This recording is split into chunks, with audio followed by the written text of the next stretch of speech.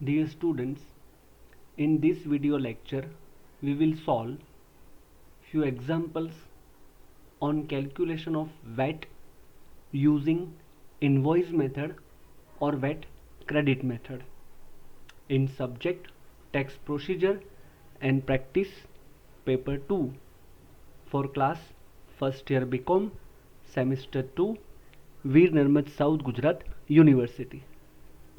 Here is the question. X is a manufacturing company. It purchases raw materials from producers P and Q and sells it to wholesaler Y, and Y as a wholesaler sells to small shopkeeper Z, and finally Z sells goods to customers. VAT at the rate of 12.5% is applicable on sales of P and 4% on sales of Q, and on all the remaining transactions sales VAT is 12.5%. P sales worth rupees 1000, Q sales worth rupees 6000, X sales worth rupees 10,000, Y sales worth rupees 17,000, and Z sales worth rupees 22,000. From the above information, we are asked to find out number 1, VAT payable by each person, and number 2, total VAT income to the government. Dear students, let us understand the question first. Here X is a manufacturer, purchases raw materials from producer P and Q. It means here P sold goods worth rupees 1000 to X. Q sold goods worth rupees 6000 to manufacturer X. So here in case of P and Q there is a common buyer, and that is manufacturing company X, and the rate of sale made by P is 12.5%. VAT rate on sales made by P is 12.5%, and that of Q by 4%. Now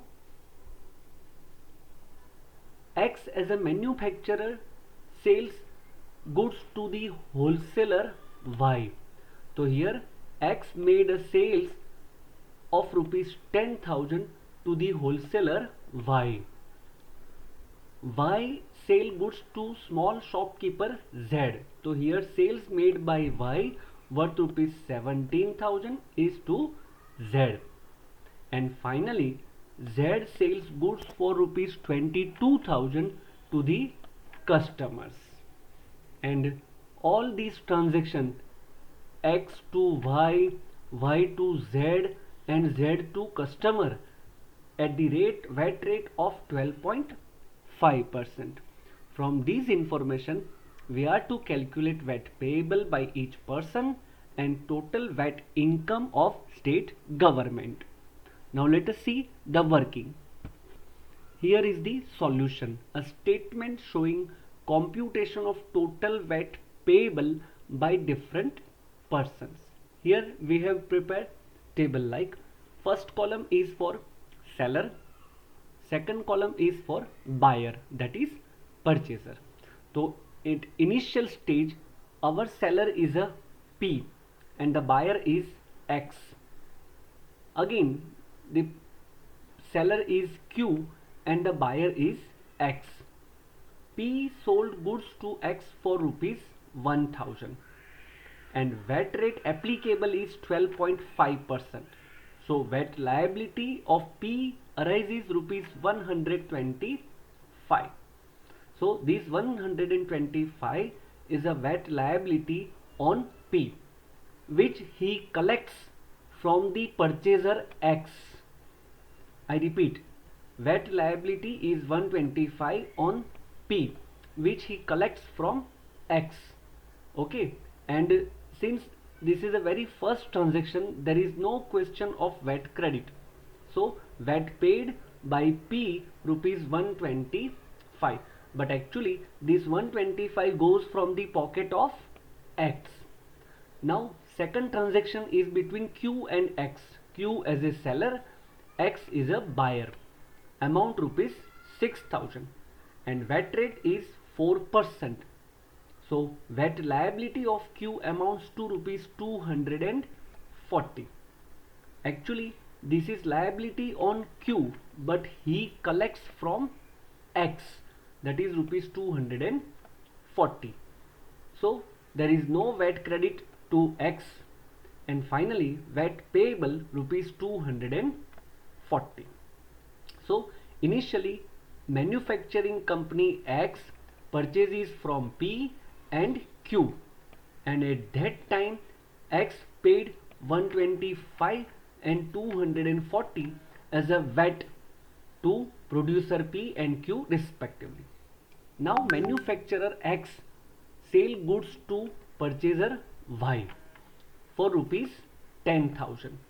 VAT rate 12.5%. So he collects VAT from Y rupees 1,250. From this 1,250, manufacturer takes credit of previously paid VAT on purchase, that is 125 and 240. Total 365 is a VAT credit available to the manufacturer X. So out of 1250, 365 VAT credit will be deducted and remaining 885 VAT payable to the government. Next transaction between wholesaler and retail shopkeeper Z. Wholesaler Y and retail shopkeeper Z for rupees 17,000 and VAT percentage 12.5%. So VAT liability amounts to 17,000 multiply 12.5%, that is rupees 2,125. From these 2,125, Y will take credit of VAT paid on previous purchase rupees 1,250. Y will get credit of rupees 1,250 on previous purchase. So finally VAT payable by Y amounts to 875, that is 2,125 minus 1,250, that is 875. Now final transaction is between shopkeeper and customer. Shopkeeper Z and customer, value rupees 22,000. VAT rate applicable 12.5%. So VAT liability rupees 2,750, that is 22,000 multiply 12.5%. And finally Z is entitled for VAT credit on previous purchase. Z is entitled for VAT credit for previous purchase 2,125 and net VAT payable to the government amounts to 625, that is 2,750 minus 2,125, 625. And finally the VAT income for government amounts to 2,750. Sum of these five amounts: 125, 240, 885, 875 and 625. My dear students, like this government gets total revenue of VAT 2,750, which is paid by end customer and consumer, because all the producers, wholesalers and retailers have got the credit of VAT paid on purchases. Now we will solve another example. Here is the question. According to value added tax VAT, find out number 1 total VAT liabilities, number 2 total tax refund, that is VAT credit, and number 3 government received as total tax, that is total VAT. Devdas, a manufacturer, purchased raw materials as follows: Raw materials of rupees 2000 purchased from Ankur. At that time VAT rate applicable was 10%. Again, raw materials purchased rupees 3000 from Parul. VAT rate applicable 9%. Raw materials of rupees 8000 purchased from Chamkudi. VAT rate applicable 8%. He produced finished products from such goods and sold for rupees 30,000 to the wholesaler Danish. VAT rate 6%. Danish, a wholesaler, sold it to retailer Pragnesh at rupees 50,000. VAT rate applicable 7%. And finally, Pragnesh sold the same goods to customers at rupees 60,000. VAT rate applicable 8%. Dear students, from this information we are to work out total VAT liabilities, total VAT credit and VAT paid to the government. Here is the solution. A statement showing computation of VAT payable by different person.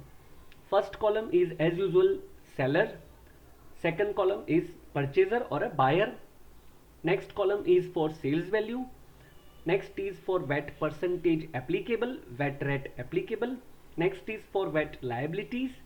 Next column for VAT credit available. And last column is VAT payable. Our first transaction is between producer Ankur and manufacturer Devdas. Devdas purchased goods worth rupees 2000. So sale by Ankur to manufacturer Devdas, value rupees 2000 and VAT rate applicable is 10%. So VAT liability amounts to rupees 200, which is payable by Ankur but actually collected from Devdas. So Devdas paid VAT on purchase rupees 2000 and this is initial transaction. There is no question of credit. So VAT payable to government amounts to rupees 2000. Second transaction is between producer Parul and manufacturer Devdas for the value of rupees 3000. VAT rate applicable is 9%. So VAT liability amounts to 270 payable by Parul but actually it is collected from Devdas. So 270 is a VAT payable by Parul collected from Devdas. There is no credit to Devdas. So VAT payable is 270. Our third transaction is between producer Chamkudi and manufacturer Devdas for value of rupees 8000. VAT rate applicable 8%. So VAT liability amounts to 640 and there is no credit available to Chamkudi and VAT payable is 640 because these are initial transactions and there is no information of credit, so no credit will be allowed. Now our next transaction is between manufacturer Devdas and wholesaler Danish. Goods for rupees 30,000. VAT rate applicable 6%. So VAT liability amounts to 1800 on Devdas. But Devdas will collect 1800 straightway from Danish. Okay. Now while making payment to government, Devdas becomes eligible for credit of VAT paid on purchase, that is 200, 270 and 640. So total amount of credit available to Devdas is 1110. So from 1800, 1110 will be deducted. So 690 is VAT payable to the government. Our next transaction is between Danish, the wholesaler, and Pragnesh, the retailer. Value of goods 50,000. VAT applicable 7%. So VAT liability is 3,500. Here Danish will collect 3,500 rupees straightway from Pragnesh as a VAT. And while making payment to government, Danish will take credit of rupees 1800 VAT paid on purchase. So finally Danish will pay 1700 rupees as a VAT to the government. And last transaction is between Pragnesh, the retailer, and customers. The value is 60,000. VAT rate applicable 8%. So VAT liability amounts to 4,800. This 4,800 will be collected by Pragnesh from customer.